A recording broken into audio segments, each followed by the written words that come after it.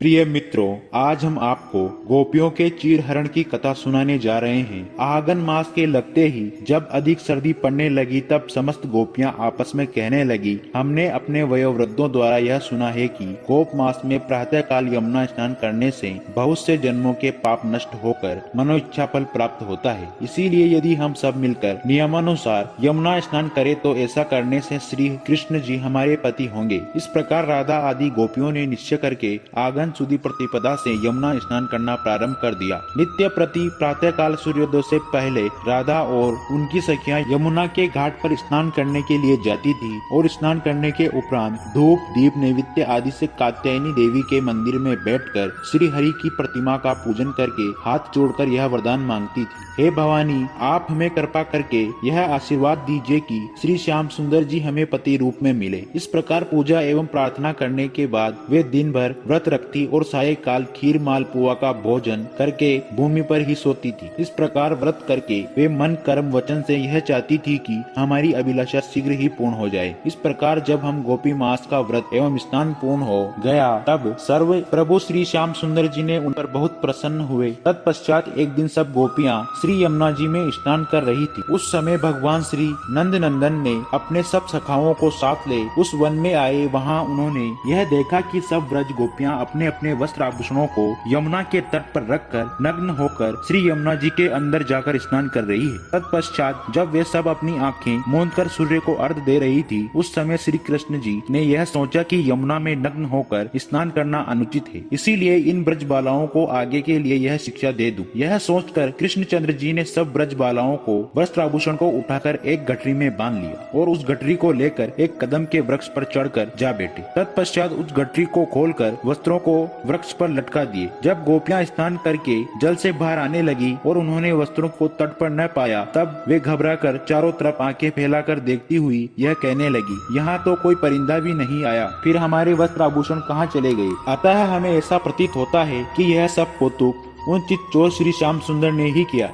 क्योंकि वे ऐसा कपट भरा कौतुक किया करते हैं। इस प्रकार परस्पर बातें करके गोपियां पुकार कर कहने लगी, हे प्राण वल्लभ, यदि आप कहीं छिपे हो तो शीघ्र ही प्रकट होकर हमारी लाज रखिए। हे ब्रज बालाओं की यह प्रार्थना सुनकर कदम पर बैठे हुए श्री कृष्ण जी ने मंद स्वर में अपनी मुरली बजा दी। उस समय एक गोपी ने चारों तरफ अपनी नजर डालने के बाद यह देखा कि मनमोहन गोपीनाथ जी सिर पर मोर मुकुट रखे हुए, लकुटिया बगल में दबे, चंदन की खोर लगाए, वन माला गले में पहने, पीताम्बर कचे हुए कदम के वृक्ष पर विराजमान हैं और उनके पास उस वृक्ष पर ही सब वस्त्र आभूषण लटके हुए हैं। यह दृश्य देखते ही वह गोपी जल से पुकार कर कहने लगी, हे सखियों, उधर कदम के वृक्ष पर देखो, हमारे प्राण वल्लभ आज हमारे वस्त्रों को हरण करके वहाँ बैठे जा रहे हैं, वहाँ जा बैठे हैं। यह बात सुनते ही जब समस्त व्रज गोपियों ने उनकी ओर देखा तब वह श्री श्याम सुंदर जी को वहाँ बैठे देखकर लज्जा के कारण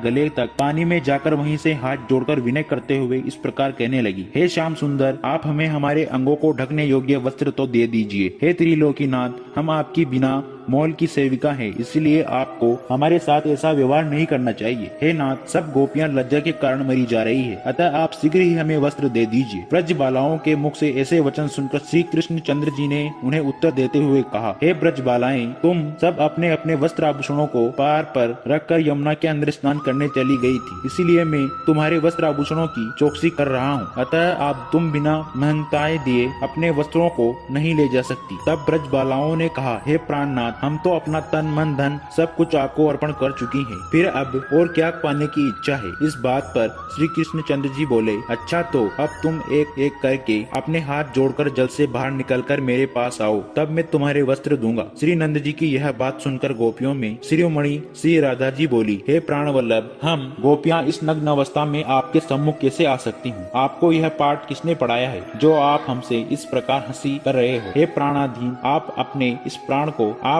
प्रण को त्याग कर हमारे वस्त्र दे दीजिए, क्योंकि स्त्री को नग्न अवस्था में देखने से पुरुष को बहुत पाप लगता है, अतः आप ऐसी बातें करना छोड़ दो। इस प्रकार बार विनती करने पर भी जब कृष्णचंद्र जी ने वस्त्र नहीं दिए तब गोपियाँ कुछ निराश होकर यह कहने लगी, हे कन्हैया, तुम्हारे बाबा नंद कोई राजा तो नहीं, अतः आप ऐसी बातें करना छोड़ दो। इस प्रकार विनती करने पर भी जब कृष्णचंद्र जी ने वस्त्र नहीं दिए तब गोपियाँ कुछ निराश होकर यह कहने लगी, हे कन्हैया, तुम्हारे बाबा नंद कोई राजा तो नहीं जो हम उनकी तूती बजरा रहे हैं। तुम तो हमारे वस्त्रों को हरण करके हमारे गुप्तांगों को देखना चाह रहे हो। हमें तुम्हारी यह बात पसंद नहीं। यदि हम अभी अपने पिता और भाइयों से जाकर कह दें तो वे तुम्हें नंद बाबा और यशोदा जी के पास ले जाकर पिटवा देंगी। ब्रज बालाओं ने ऐसा कटु वचनों को सुनाकर कृष्णचंद्र जी बोले, हे गोपियों, अब तो पिता और भाई को लिया लाओगी तब मैं तुम्हें वस्त्र दूंगा। नंद नंदन ने यह वचन सुनकर ब्रज बालाओं से कहा, हे प्राणनाथ, हमारी लाज रखने वाला तुम्हारे अलावा और कौन है जिसे हम यहाँ बुलावे। हम सबने यह स्नान और व्रत करके चरणाबिंदों से सेविका बनाने की निमित्त ही तो प्रारंभ किया है,